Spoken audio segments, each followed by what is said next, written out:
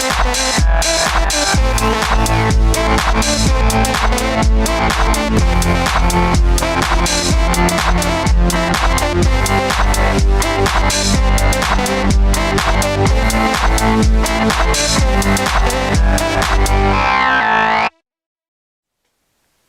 folks, I'm Matt and welcome to My Expanded Universe, a show where I go through the entire EU in chronological order as best I know how. Folks, it's time to talk about everyone's favorite Sith. That's Darth Maul, right?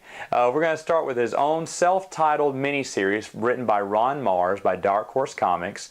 In this comic book series, Darth Sidious sends Maul on a mission to cripple Black Sun so that he can get his plans. They won't interfere with his plans for episode 1. And basically he's telling Maul to kill a bunch of the lieutenants. And this kind of coincides later on with what we hear in Shaz the Empire, that they were pruned a long time ago and it was Maul who did it. I like this 4-issue series for that reason. I think it's pretty good. Ron Mars I also like as well. He's done a lot of good stories from DC, if anyone's familiar with that name. So getting the comic book series, I wasn't expecting much. I feel I got more than what I bargained for on this. I thought it was really well done. Remember, in this one, Maul takes out a lot of the Black Sun, cripples them, because Sidious is thinking, hey, they're getting way too powerful. They may interfere with my plans. I'm just going to cripple them, not kill them. He's not going to just destroy them. He could have, but he found that they would be necessary later on, of course, in Shaz the Empire, where he uses them, and that one. So I love the symmetry of this comic book series as a distant complement to Shaz the Empire. Now, after that, it's time to take a little Darth Maul break and go into a short story into the Star Wars Gamer #1.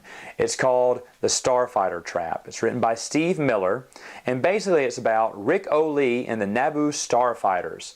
Now I know what you're thinking, you're like, Matt, who is Rick O'Lee again? Well, he was the pilot in episode 1. Now he's not mentioned, I don't think, by name in the movie, but in the expanded universe he was given the name Rick O'Lee. And to my knowledge, this is the only short story where he is the main character. He may be mentioned in some other side stories, but I don't think there is any other expanded universe fiction with Rick O'Lee. I think this is it. So for that reason alone, it is unique. Now, is it worth reading? Well, remember when I first bought the Star Wars Gamer, I was kind of disappointed, saying, oh man, a Phantom Menace story? Because remember later on I told you I was getting disappointed because they kept coming out with Phantom Menace stories at the very beginning. But Phantom Menace is what was hot and what everyone wanted to know about. Looking back on it now, I can say that it was a pretty good story. Wasn't the best, doesn't beat Panaka's story. I still like that one better. But this one is actually pretty good. And for the simple fact that it's Rick O'Lee's only story where he's the main character, that in and of itself is important. So if you did like episode 1, you want to know more about that character, yes, definitely it's worth your time. What's that you say? Time to get back to the Sith? Alright, let's do it. Let's go to Darth Maul Shadowhunter by Michael Reeves. Folks, you're familiar with this one. In Shadowhunter, Maul sent down to track down a Trade Federation official who may be leaking some secrets or give away too much information on Darth Sidious's plans. Shadowhunter has a lot of EU continuity within it. I mean, Michael Reeves really threads the needle with this. You're going to see I-5 from MedStar, a Clone Wars book, which we'll talk about later. They bring I-5 back there. And then Jax Pavin's father, Lorne, is also in this. He's actually the main character. So you get to hear a little bit about Jax's father, Lorne, and what went on.